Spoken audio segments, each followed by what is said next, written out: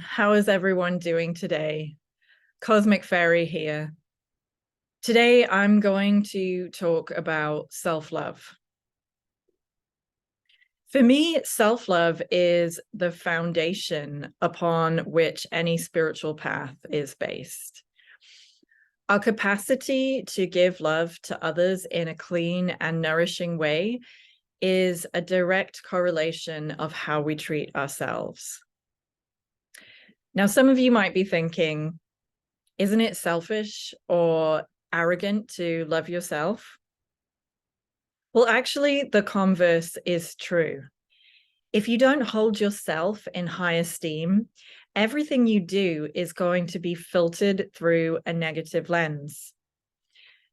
We have a limited capacity to care for others if we were overly focused on our own flaws.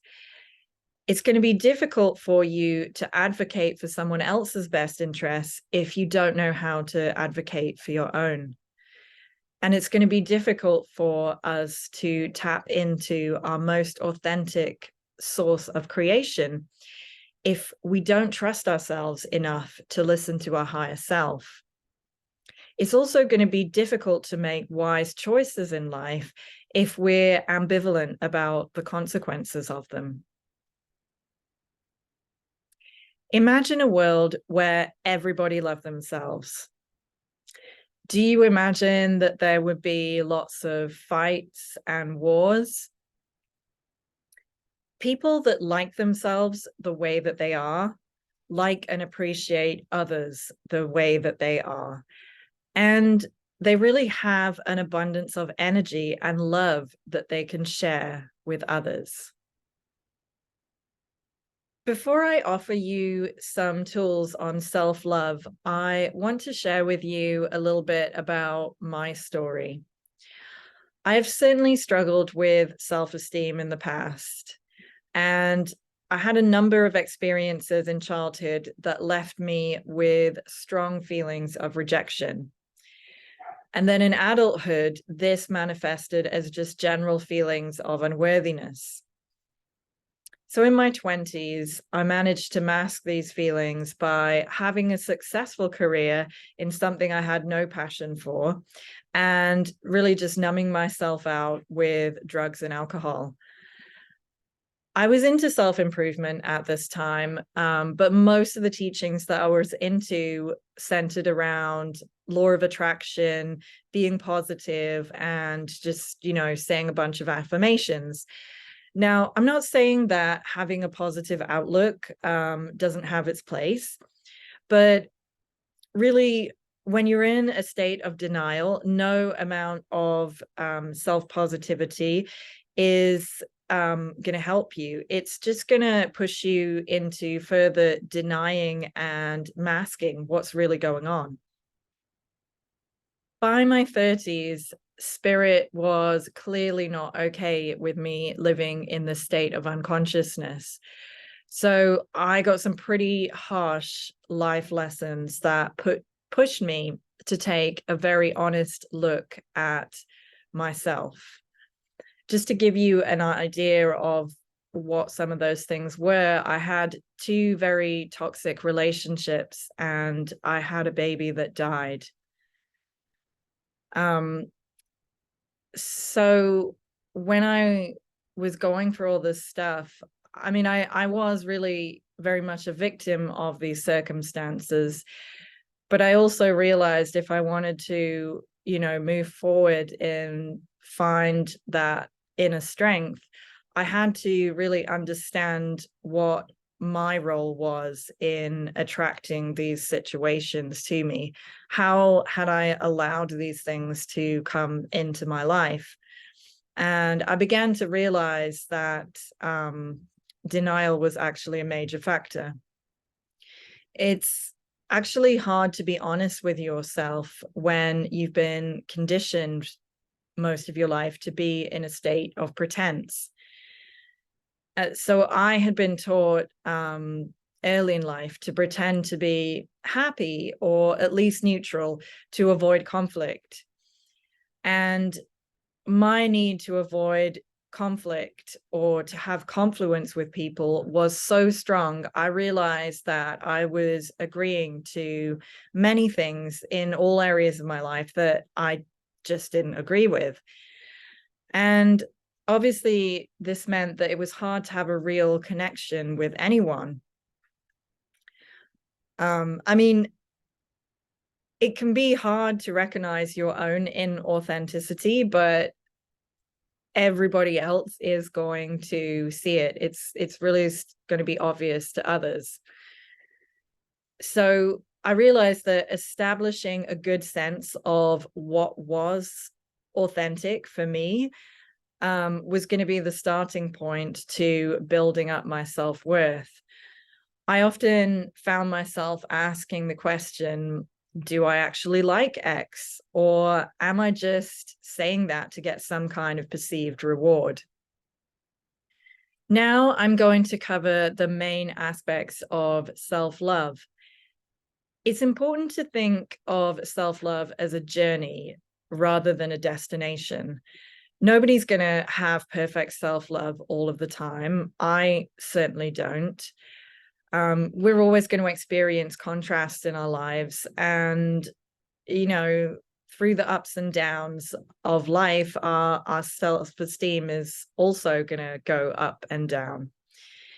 The main thing is really that we stay vigilant of how we are actually feeling towards ourselves. And if we notice that we're not feeling that great in some way, really looking at the reasons why.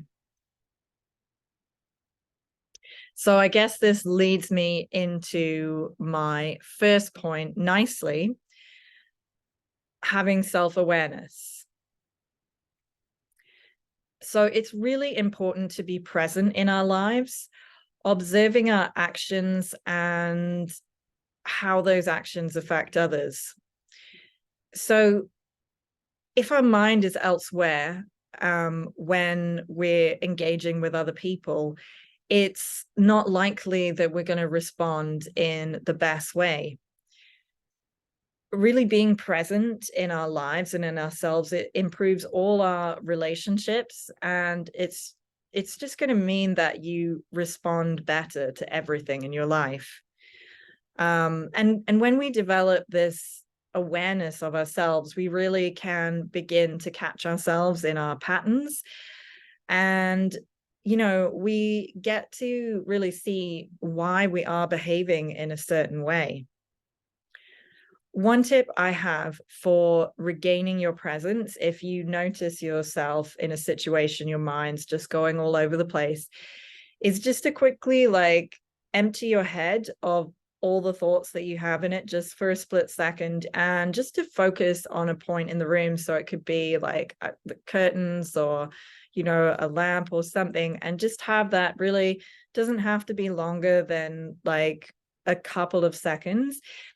But what it's going to do is it's going to short circuit your brain from the previous thought, and you'll be able to regain that presence and refocus on whatever it was that you were doing before. Forgiving yourself when you mess up. We all make mistakes in life. It's good to understand that when we currently look at something in the past and we perceive it to be a mistake, at the time we only had access to the information that we had, and at that time it felt like the best choice. And also it's important to remember, learning from our mistakes is indeed how we learn in life, and we shouldn't chastise ourselves. It's looking at a kid who's learning to tie their shoelaces and, getting angry at them because they can't do it yet. You have to give yourself a chance, and you only get to success through mistakes a lot of the time. Meeting your own needs. So this requires a certain amount of self-awareness to know what your needs are. Certainly when I was younger, I like I said, I was in a lot of denial, so I didn't really have a good sense of what my needs were. It wasn't a big consideration, like in my family, to consider emotional needs. So, I mean, needs can be pretty simple, such as getting enough sleep or exercising. And then, it could be more contextual. So it could be like the right balance of having social time and alone time, especially if you're somewhat more of an introvert. I really find that keeping a journal helps to identify what your needs are. Because in those times where you're struggling, you're going to notice, oh, I could do this differently, and this would make my life, go a lot better. Being assertive. If someone challenges us, we need to be able to stand up for ourselves. If we're not able to stand up for ourselves, that's really a kick for our self-confidence. We all have our viewpoints and opinions, and it's really important to develop that skill of being effectively able to communicate our point of view in a non-threatening way. Because this is us giving something of ourselves. Like, we don't have to be super confrontational with others, but we are entitled to the way that we see the world, and our viewpoint, it has something to offer others as well. Having integrity. So this really means being, like I said before, like being honest with ourselves, being as honest as we can with others, because if we're misrepresenting ourselves, then, we're really not in congruence with what's inside of us. And it really leads to tension and fragmentation within inside of us, because there's one part that just doesn't agree with what we're saying, so it causes a disconnect. And the more just honest and authentic and we're bringing through our true selves to everyone, it's going to foster trust within yourself, and it's also going to foster trust with it for you with others, because people are going to know deep down that you're being honest, and they're going to feel trusting in that feeling. Not letting others take advantage of you or abuse you. So I guess this really comes down to setting boundaries with people. I mean, just knowing what you're prepared to tolerate and letting people know when they've crossed the line. You know, in the past, like because I had the misguided belief that I wasn't that worthy of friendship, I'd be overly generous. But the problem with being overly generous is that it really leads to expectation. And, if you've done this for a period of time and then you decide to withdraw that, or you just kind of get resentful of it, it really just leads to conflict. Whereas if you have a very clear idea of like, okay, I'll do this for you, but, here are my boundaries with it, then people know where they stand without it ever having to get to that awkward situation. Prioritizing your health and well-being. I mean, I think this is a pretty obvious one, but like eating well, avoiding processed foods, refined sugar, alcohol, that kind of stuff, having exercise, all these things really do have a big impact on your mental and emotional state. Trying to be relaxed, avoiding stress as much as possible. Like treating yourself to things like massages or going for a walk in the forest, the classic, like taking a nice long bath. But, these things of just having that time to yourself, or that you give to yourself, or just taking care of what you put in your body, it's really going to help you be at your best and your most clear. And, that's when you're really going to make the best choices for yourself. Spending time around people that love and support you, and, well, I guess avoiding those that don't. So who you choose to spend your time with is really going to help you either feel good about yourself or completely the opposite. And, you want people that's going to be happy for you when you're pursuing your dreams. I've been in many toxic relationships of different kinds where people are, they're putting you down, or they're gaslighting you, or making fun of you. And, how at that point are you going to feel good about yourself? And, it can, when you're in those situations, be really hard to have the confidence to break out of them. But as somebody who has walked away from many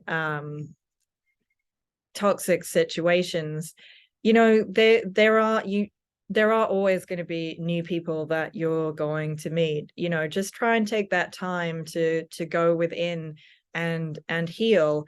And as you start to feel better, the people that you attract to you are going to be different kinds of people, and they're going to lift you up rather than knock you down. Letting go of grudges or anger. So when you hold a grudge, you're basically just really focused on somebody else.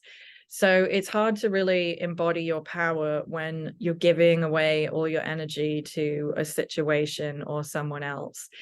And it's totally okay to be angry at someone. You need to go through that process of feeling the anger. But at some point, you have to let it go, because, things have happened and you can't change them. Sometimes what helps me is, trying to see things from their perspective, even if you are very much the victim in the situation. You can at least try and see, well, were they a victim? And is that why now they're being a perpetrator? Or, something where you can try and at least have a little bit of empathy, or at least try and see things from their perspective, because it really kind of helps to let go a little of that intensity. Because once you've let go of the intensity, then you can take that energy back for yourself, and you're able to put that back into your life. Valuing your own feelings. This is one I struggled at for a long time. I guess perhaps like growing up in England in the 80s and 90s, people didn't really talk about their feelings. It wasn't really something that was considered that important. But, now I'm like, oh, I've really got to feel these feelings. Because if you feel sad and you just repress it, or if you feel angry and you just repress it, you're pushing that into your body. And for many years I had a lot of pain in my body, and I really think it was just a lot of stored up emotions that were trapped inside my body. So it's important to find a healthy outlet for the feelings. So, have a good cry, write down your feelings, scream into a pillow if you have to. Do whatever you need to do to let them out, because once you have, you can only feel things for so long, and then, they're a wave and you move through them. Living in accordance with your values.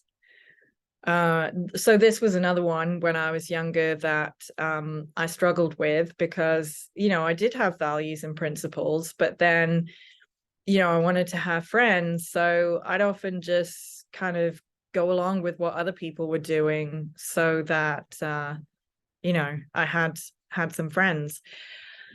So, I mean, you could think about it just say you're not drinking, and a bunch of your friends are like, oh, well, you're not much fun if you don't drink, so come on, have a drink. But having your own values is just saying, yeah, I get that, but I'm just not going to. And yeah, I mean, that's something I have to do now because I don't drink anymore. And I find people are like that for a bit, but then they forget and they've had a few more drinks and they don't really notice you're not drinking anymore. But I mean, obviously it can be on more serious matters as well. I mean, because we all have like a set of ethics that we have to live by. And you don't really, every time you do something that chips away at your inner ethics, it's not going to make you feel very good, is it? So, I mean, it is important to be open to new ideas, but I mean, generally, if you're incorporating a new value or idea, that's something you're going to think about for a long time and really weigh up if that's true for you. But yeah, it's really important to stick to your values, because if you do, you're going to be, yeah, I'm living up to my own standards. I feel good about that. Pursuing our interests and goals and doing what makes us feel happy. So again, another one that I was terrible at when I was younger. I was all about oh, I should do this, or this will look good, or, and I wondered why I was so unhappy all the time. But when you really start to follow your passions and start to follow your joy, even if you're like, oh, this is scary and I don't know what other people are going to think of me, it really is just a much better place than doing all the things that you should do, because you're not living what's inside your heart. So you're always gonna feel like you've let yourself down, essentially. So yeah, following your joy, following your happiness, it's really going to help you feel worthy and great about yourself. Challenging yourself. So getting out of your comfort zone. If every night is Netflix and chill, then you're not going to feel that great about yourself, because you're not pushing yourself to do anything new and have new experiences. You're not going to like develop that trust in yourself that you're going to be able to like tackle complicated things. So this could be like tackling a fear or a phobia. For me, I think a lot of it has come from living in a lot of different places and moving to new countries. And sure, I feel a lot of fear when I'm making a move, because even if it's something you want to do, you never really know how it's going to turn out, who you're going to meet, what's going to happen. But because I have done it so many times, I have built up this trust in the universe that I'm like, well, I've always managed to like have friends, keep a roof over my head, and so it's led me to like trust the process, and it really just has enabled me to have more freedom and be able to explore more things, and yeah, just really have faith and confidence in myself. Holding yourself accountable. So it's important to own what's yours in a set of circumstances. If you've made a mistake, own up to it. Or even if you can think of like past relationships that have fallen apart, there's always your role in it. Even if you feel like the person that you were with was like pretty mean to you, there's always going to be stuff that you did that enabled that situation as well. So it's just really taking responsibility for that which is yours, but also being fair, because it's also not going to be all your responsibility. It's understanding what's yours and what's not yours. And of course, we're not responsible for everything that happens in our lives. There are random freak events that happen to all of us that just pop out of the blue, and there's no real holding ourselves accountable to that. That's just fate. Accepting your imperfections. There's always going to be things about ourselves that we don't like, or we're not particularly good at, or things about our appearance that we don't like.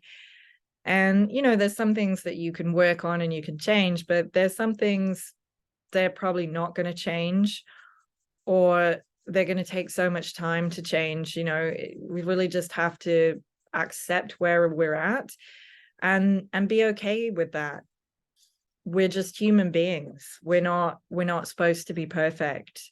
I think as long as we are trying our best to be the best that we can be, then even if that isn't very good at a certain point in our lives, then we're doing okay. Setting yourself realistic goals and expectations. So if you're in a really bad place, like where I was a few years ago, and you're at a really low point in your life, it's important just to do very small things towards having better self-esteem. You don't want to set yourself really big tasks. I think some of the main things that I did in the beginning was just to try and ask myself simple questions like, how am I feeling? How does this make me feel? Observing my behavior, and then once you do small things, you can build up to bigger things, but don't expect too much too soon. Taking the time to notice the progress and effort that you've made.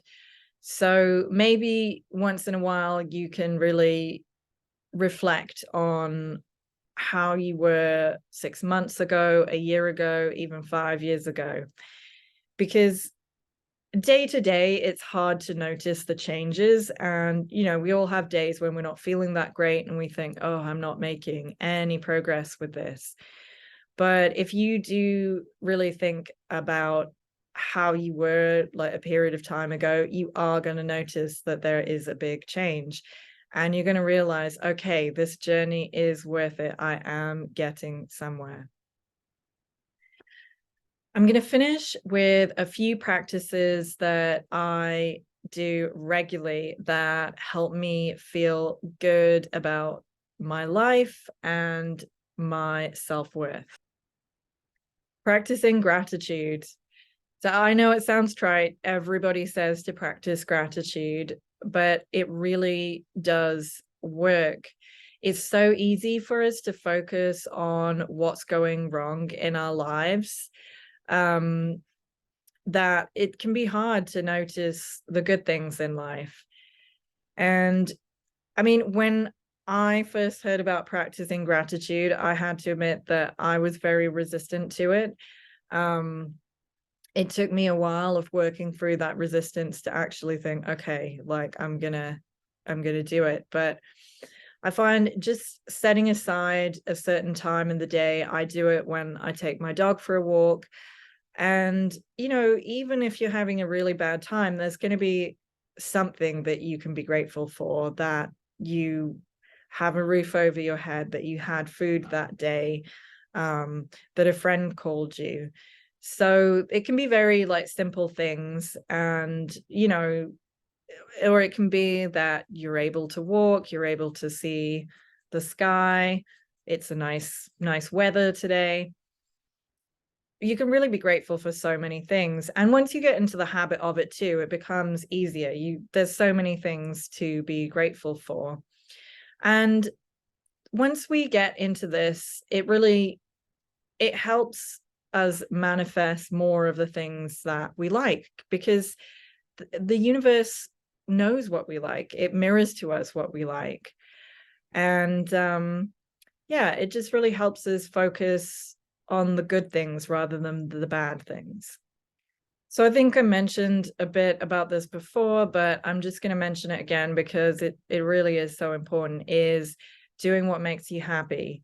I mean, I did a complete 180 of this for most of my life, and it sounds pretty simple to do what makes you happy, but it is such a strong pull in society to just go along with what everybody else is doing or do what we should do. It's like, oh, people think I'm a good person if I do this, or, but it's not going to make you happy. It's not going to make your relationships any better. It leads to resentment and conflict. I mean, of course, there are going to be times where you have to do things that you don't want to do. We all do. I'm not saying that. But generally, if you are carving out a certain portion of your life to do things that really feed you, it's going to make your life a lot better. And when you're feeling happier, it's like a magnet. It draws more of that into your life.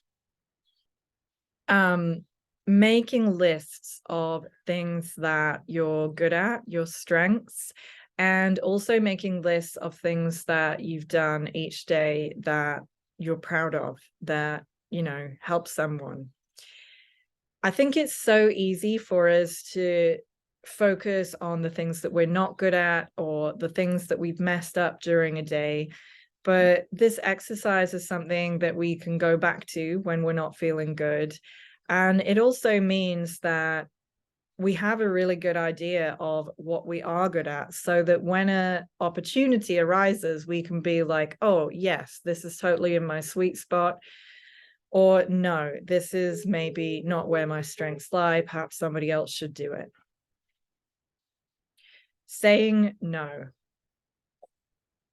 I used to be somebody who said yes all the time, and I was proud of it. I thought it was a great thing. I thought that, it brought new experiences into my life. And to some extent, I probably did have some fun experiences by saying yes to things that I maybe wouldn't have said yes to. But I think overall, as we mature in life, we realize that saying no is the real power word. Because when we're saying yes all the time, we're often saying yes because we feel like we should. And, we really, in order to feel good about ourselves, we need to protect our own energy and our own time. And it isn't being mean to say no. It's just saying, no, this isn't for me right now. And that's just honoring how you feel. And, your body and your consciousness knows that. And every time you say no, when that's what you really needed, it's going to really boost your self-esteem and your self-worth. I think that's all I have for you today. I hope this video has helped you learn a little bit more about self-love. And, yeah, self-love, self-worth, self-esteem. These really are the building blocks of living a fulfilling life, getting in touch with your higher self, and yeah, really just having the best life that you can. I hope that I've been able to share something with you that will help you along in your journey. If you like this video, please hit the like and subscribe button. If you'd like a personal session with me, please visit my website, cosmicfairy777.com. The link will be in the description below. Thank you so much for watching this video. Have a wonderful day and namaste.